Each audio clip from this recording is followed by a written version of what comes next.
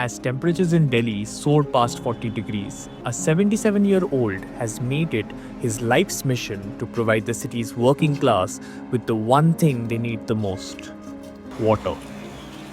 My wife can't believe what I'm doing. Because she says, "You're already 77, Alag, you can't do this thing." I said, if my physique is allowing me to do it, why can't I do it? It's not going to damage me. If anything, it's giving me the exercise you need daily. You see, now if I don't do it, 3,000 people will not have water who are relying. A lot of these people are old customers, who know, they know, if we go near that barrier, there'll be 15 matkas with water and all that. So I think that obligation, deters anything else coming in thing.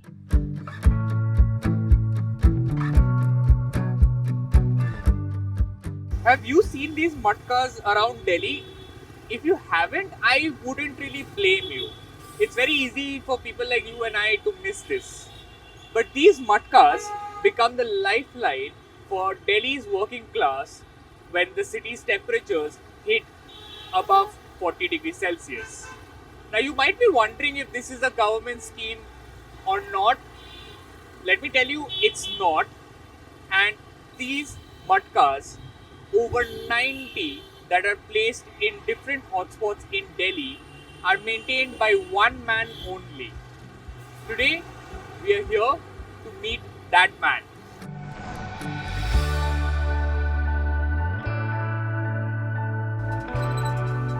Every morning, Delhi's Matka Man sets out in his modified van. Using a tanker, pump, and hosepipe, he fills over 90 matkas across the city, sometimes making rounds twice a day. I saw many poor people, trying to get water, and basically, no, a poor man cannot afford to pay 20 rupees for a bottle of water. He'll need about 5 or 6 bottles. 120 rupees is probably half the salary he earns in a day.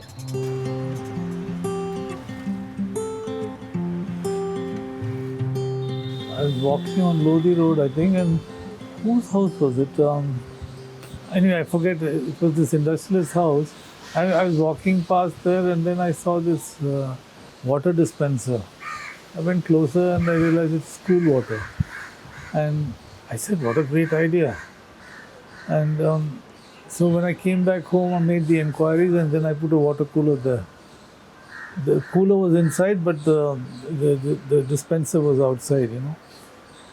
And from there, I put maybe 30 or 40 coolers in schools and here and there. And then by the time 1 year was over, all of them were misused. People have no respect for, if you don't put your hand in your pocket and spend it yourself, you don't. Anyway, I realized it's not going to work. Plus, if I wanted to expand it, it's not going to work. And therefore, I had this Sardarji friend, social worker, and I told him, so he said, "Why don't you do matkas?" That was the first time I heard about matkas. Then he explained to me matkas. He said it's a traditional Indian thing. Put those matkas, even if they break or spring, you'll only lose 500 rupees. Whereas this one you lose is about 30,000. Alag lived in London for 40 years, running a souvenir shop. 10 years ago, he was diagnosed with intestinal cancer. Since then, he has beaten the cancer, returned to Delhi, and dedicated his life to helping people. To be honest, I have to say, I think I was one of the most immoral people, in my growing years. Really, I mean that literally. I've indulged in everything society gave me. Over time, I've done so many things which today I regret. Some things probably extreme, and I've lied a lot in my life. So I don't know where, but somewhere in life, I think you learn that you have to come to correction. Otherwise you wasted your life. You've done the immoral thing, now do the moral thing.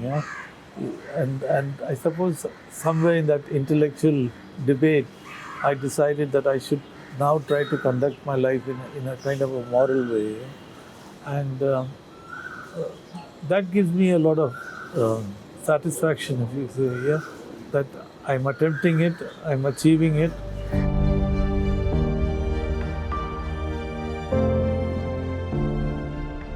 So I used to do cremation because I used to work in a cancer hospital, terminal cancer hospital. So terminal cancer hospital means you come and you're dead, you know. You come and then you go out as a dead person. So there used to be deaths every day, and they were having difficulty in getting ambulance. So I told the sister, I will buy an ambulance and we'll use our own ambulance to cremate. Food van, which you'll see later, was born as a cremation van.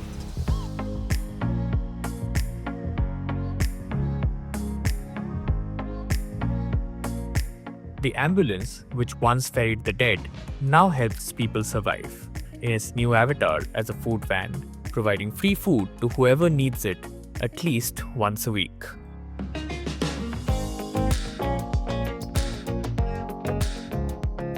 See, for me, social work, there is no return.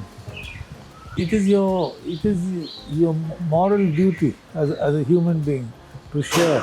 You know, people always say, "Oh, do you get happiness? Do you get this?" That means you're doing it for some return. There is no return. There is just you're giving, and that's my focus on. You know, not to say I want this famous interviews and famous thing. If anything, I want a platform on which I can, at least concentrate on my colony. That how, if one colony makes an example, see how many colonies can multiply on that.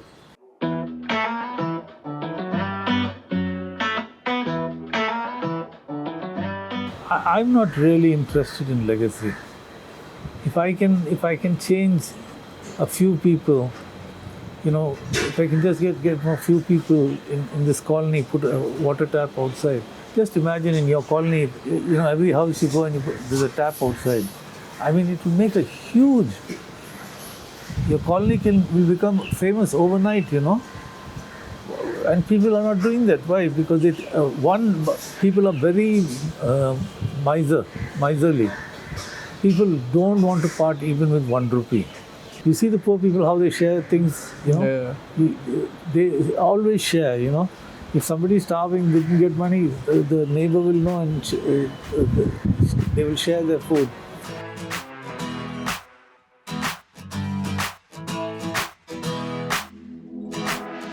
For Natarajan, legacy does not matter. He just wants to wake up every day and help people for as long as he can.